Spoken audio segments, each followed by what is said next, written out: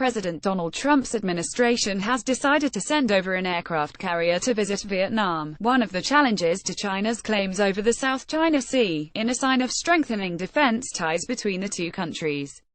The carrier will arrive in Vietnam in 2018, U.S. Defense Secretary Jim Mattis told Vietnamese Minister of National Defense Nguyen Lich in Washington, Tuesday, that the U.S. and Vietnam have common interests, that is, to retain the freedom of navigation in the South China Sea in the face of an aggressive China.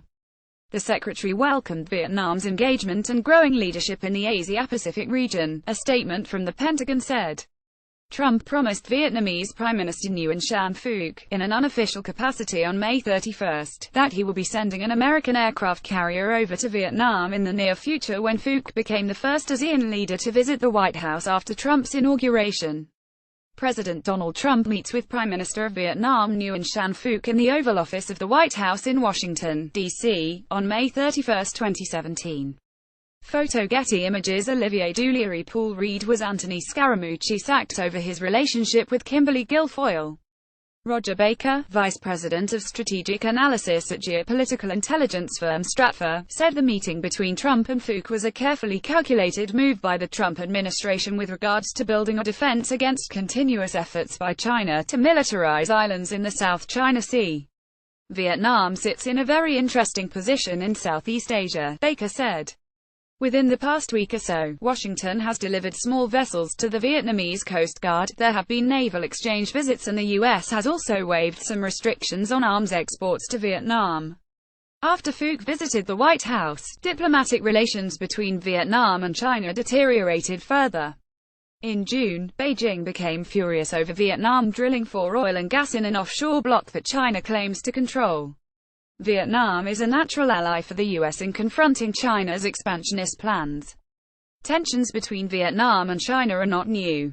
The Vietnamese invaded Cambodia and ousted the Chinese-backed murderous Khmer Rouge regime in 1978.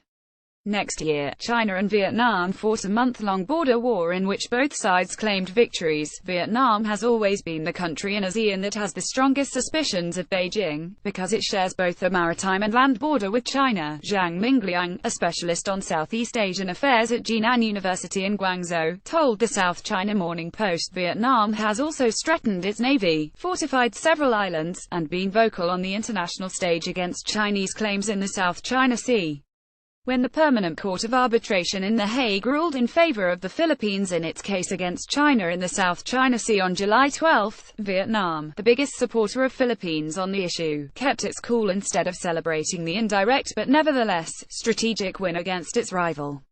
Read video shows Malia Obama being carted out of Lollapalooza in Chicago. It rightly predicted retaliation against the ruling from China, which shortly followed when the latter landed civilian aircraft on airstrips on two contested reefs. Subi and mischief, Huffington Post reported. The Vietnamese Ministry of Foreign Affairs spokesman Le Hai Bin said of the incident, those actions conducted by China have seriously violated Vietnam's sovereignty and are unlawful and cannot change the facts about Vietnam's sovereignty over the Hoang Sa and Trong Sa known as Spratly and Paracel in China archipelagos. However, the U.S. would need to tread lightly in courting Vietnam as it needs China's help in keeping the nuclear program of North Korea in check. On Saturday, the United Nations Security Council approved tougher sanctions against Kim Jong-un's regime, and China had a vital role in backing the deal. Following the growing threat of North Korea, the U.S., in agreement with the Japanese government, also relocated a major portion of the Navy Carrier Air Wing from Naval Air Facility, Atsugi, Kanagawa to Marine Corps Air Station Iwakuni City, Japan. Preparations for the same was made back in June and the first 5 E-2D early warning aircraft flew in on Wednesday. Everyone recognizes that their unity of the Japan-US alliance is important more than ever when thinking about the security environment Japan is in, especially the circumstances involving ballistic missile launches by North Korea, Iwakuni Mayor Yoshihiko Fukuda said. Stripes reported.